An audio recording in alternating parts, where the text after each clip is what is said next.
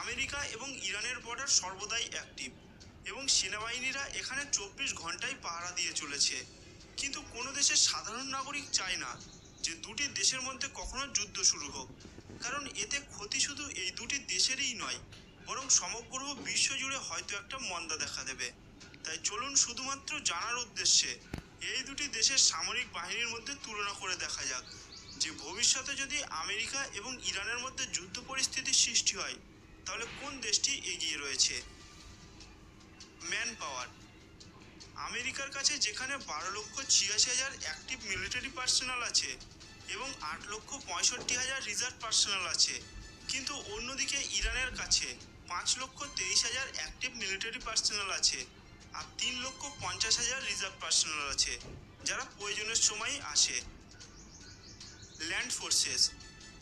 আমেরিকার কাছে এই মুহূর্তে 7,321টি 760টি আর্মার্ড ফাইটিং ভেহিকেলস, 12,424টি মাইন প্রোটেক্টর ভেহিকেলস, 72,236টি লাইট ইউটিলিটি ভেহিকেলস, 1,322টি সেলফ প্রোপার্ড আর্টিলারি, 921টি টোড আর্টিলারি, 1,197টি মাল্টিপল রকেট লঞ্চ সিস্টেম আছে। আর এর পরিবর্তে ইরানের কাছে এই মুহূর্তে 2,531টি যুদ্ধ ট্যাঙ্ক, 3,521টি আর্মার্ড ফাইটিং ভেহিকেলস, 1,722টি মাইন প্রোটেক্টর ভেহিকেলস, 7,922টি লাইট ইউটিলিটি ভেহিকেলস, 621টি সেলফ প্রোপাইলড আর্টিলারি, 2,756টি টোড আর্টিলারি আর 356টি মাল্টিপল রকেট লঞ্চ সিস্টেম আছে। এবারে চলুন দেখে নেওয়া যাক আমেরিকা এবং ইরানের এয়ারফোর্স কতটা শক্তিশালী। আমেরিকার কাছে 2,592টি ফাইটার এয়ারক্রাফট, 2,993টি অ্যাটাক এয়ারক্রাফট এবং 1,123টি অ্যাটাক হেলিকপ্টার আছে। আর অন্যদিকে ইরানের কাছে মাত্র 178টি ফাইটার এয়ারক্রাফট, 206টি অ্যাটাক এয়ারক্রাফট এবং 12টি অ্যাটাক হেলিকপ্টার আছে। নেভি। আমেরিকার কাছে 10টি এয়ারক্রাফট ক্যারিয়ার আছে এবং ইরানের কাছে একটিও নেই। আমেরিকার কাছে 85টি ডেস্ট্রয়ার আছে আর ইরানের কাছে মাত্র একটি। আমেরিকার কাছে 22টি ফ্রিগেট আছে আর ইরানের কাছে 8টি। আমেরিকার কাছে 75টি সাবমেরিন আছে আর অন্যদিকে ইরানের কাছে 40টি।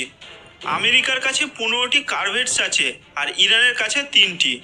আমেরিকার কাছে 11টি মাইন্ড ওয়ারফেয়ার আছে আর ইরানের কাছে 3টি।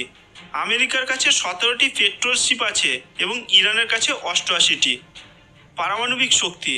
আমেরিকার কাছে এই মুহূর্তে 4,018টি পারমাণবিক বোমা আছে আর অন্যদিকে ইরানের কাছে একটিও পারমাণবিক বোমা নেই। কিন্তু যুদ্ধ হলে আমেরিকা হয়তো নিউক্লিয়ার উইপেন্স ব্যবহার করবে না, কেননা দুটি দেশই জানে যে নিউক্লিয়ার অ্যাটাক করলে এর ফলে যে ক্ষতি হবে তার থেকে কোনো দেশই সার্ভাইভ করতে পারবে না। এটা তো গেল আমেরিকা এবং ইরানের সামরিক ক্ষমতার তুলনা। কিন্তু কোনো দেশের সাধারণ নাগরিক চায় না যে তাদের দেশের যুদ্ধ পরিস্থিতি